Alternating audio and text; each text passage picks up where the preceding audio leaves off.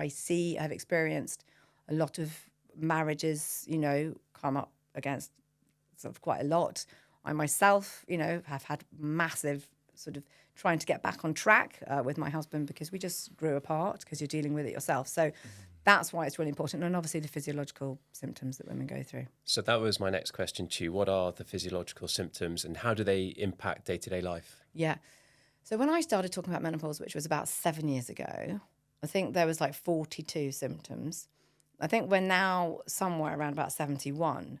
So that's great, but it's also really mindful, like to take on board that not everything is menopause. So I think we have to be careful because the list can kind of get, longer and longer. But I think predominantly for a lot of people, it was like hot flushes, night sweats and things like that. But more sort of recently, or kind of like with the research, we're beginning to see women show up with more anxiety, sort of heart palpitations, breathlessness, itchy skin, dry eyes, tinnitus, dizziness. So, slightly other issues that are there.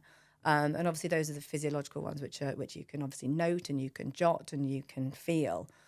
We may come onto this, but obviously the really important ones to think about are the ones that we can't see that I talk about a lot. Sort of the silent symptoms, which is obviously your heart health, your bone health and your joint health. So a lot of women might say, I sailed through. I didn't have any symptoms. And it's like, well, you might not have done, but what is your bone health like? When estrogen decreases, your bones become at risk. You are at risk of sarcopenia. Muscle mass declines at the rate of 3 to 5% after the age of 35. And actually our bone health peaks at the age of 30. So after the age of 30, we are breaking down bone at a bigger rate than we're building it up. Wow. See, I did have a look through some of the physical symptoms before. I know you've mentioned a lot of them, but I couldn't believe it. I was like, okay, so physical symptoms. This was on the NHS website. Hot flushes, difficulty sleeping, palpitations, headaches, muscle aches, weight gain, dry and itchy skin, reduced sex drive, UTI, sensitive teeth, painful gums, which can last for months or even years. Yeah.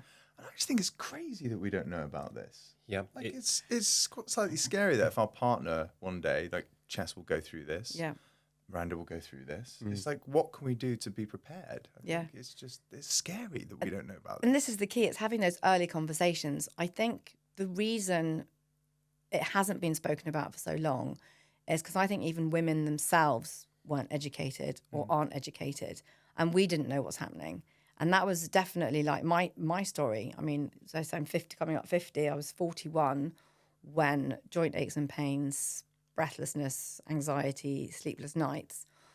Menopause was not on my radar. Like, I'd only just had my third child, so this was just quite not something that I'd thought about. I went to the GP, chest x-rays, ECGs, nothing. And then it was, well, you're probably depressed.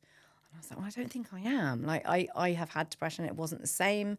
So I actually did my own research. And that is how kind of all of this came about, was that I worked it out myself. Then I think the scary thing and the sad thing, and again, was that there was no help from my GP.